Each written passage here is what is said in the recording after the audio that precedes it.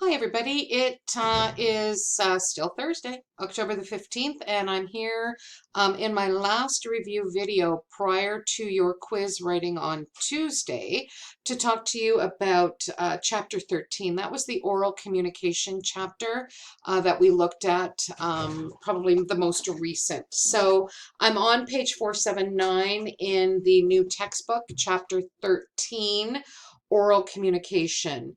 So when we talk about oral presentations, everybody, okay, the definition at the top of 479, it can be an informative or persuasive speech delivered using only notes and visual aids to guide the speaker's performance. Okay, so that's that oral presentation definition. I gave you a little bit of a preamble when we talked about this chapter and some of the different types of oral presentations that you can either conduct or be a part of. And those include like workshops, seminars, company meetings. You could be asked to speak at a club or an association, organization. You could be making a sales presentation, everybody. You could be working for a Honda dealership, Toyota dealership, whatever, and asked to be giving some sort of sales presentation. Okay. You could be making a speech at a conference or gathering, and you could be giving an oral report or briefing, right? In any sort of business environment. And it's so critical that you know how to do these successfully because you will be called upon to deliver this type of presentation somewhere in your professional life, whatever you choose to do. Okay, we talked a little bit about analyzing that situation and the audience and who is your audience? Why do we need to analyze them? What is the purpose of that? We talked as well on page 480, everybody, about structuring your presentation. Okay, there has to be some sort of structure for it in order for it to be successful. There was that logical structure. Okay, it has to be logical in approach. There was the narrative structure, everybody, which is sort of that storytelling situation. There's also that formal structure, everybody, where you are going to be called upon to make the most common type of presentation. And it has to have some sort of formal structure to it. Okay. So that's that introduction, the body, and the conclusion, which is very similar to when you're writing papers. You need to have that introduction, body, and conclusion. So remember those three things, okay, when we're talking about oral presentations. In order to be able to develop that three-part presentation, everybody, so that formal structure of an oral presentation, you need to be aware of the introduction. What is it? What should it include? Okay, we talked a little bit about that. The body of your presentation, sort of at the middle to bottom of page 481, everybody, gives you sort of a synopsis of what that should look like. Okay, so that's the body of your presentation. And then the conclusion, where you want to sort of wrap it all up. You're going to restate your main issue or point in your conclusion. Okay. Issue a challenge or a call to action all comes into that concluding part of your presentation.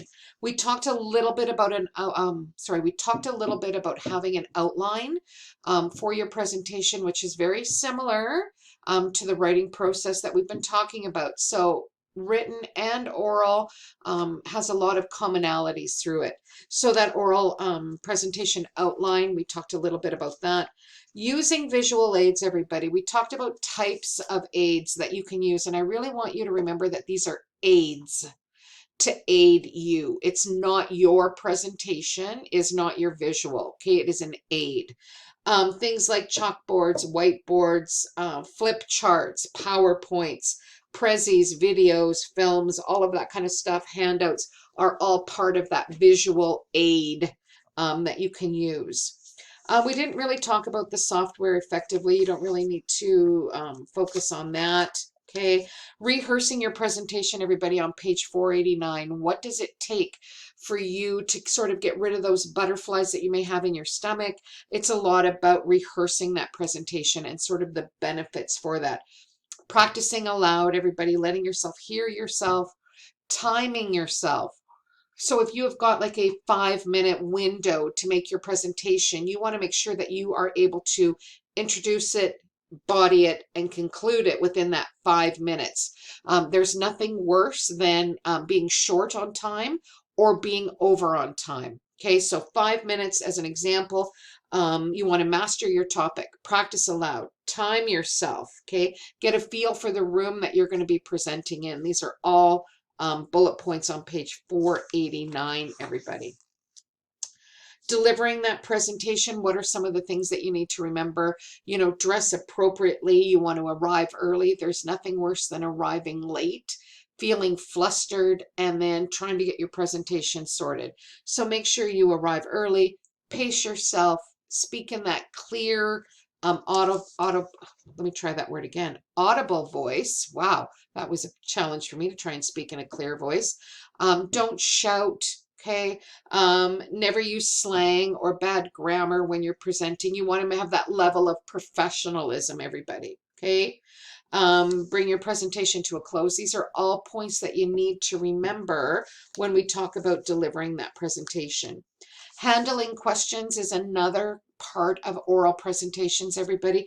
And what do you need to do in order to be able to handle them and answer them correctly? Listen carefully to that entire question. What do you do if you've got somebody who sort of takes over your answering part of your presentation? Okay, how do you sort of bring it in? Okay, are all points that you need to remember. We didn't particularly talk about anything else in that chapter. It was really the oral presentation. What does it take to be able to do that? Visual aids, that sort of thing that needs to be implemented in your presentation in order to make it successful. So again, that was chapter 13, everybody. Oral communications. You are going to have 30 minutes timed. It will start at 3:50 p.m. and it will go until 4:20 p.m. After 4:20 p.m., I will be online and we will continue on with the rest of the class. So just to make sure everybody's online with this, it is 30 minutes, 30 multiple choice questions dealing with chapters 1, 2, and 13. Okay, you are going to come in at 3:50. The quiz will open up at 3:50. You will have 30 minutes from 3:50 to be able to start and end your quiz. Please note that it will be one question at a time and you cannot go back and take a look at questions thinking you're going to answer them later. Okay, so you need to start with question 1. It's going to go 1, 2, 3, 4, all the way through to 30.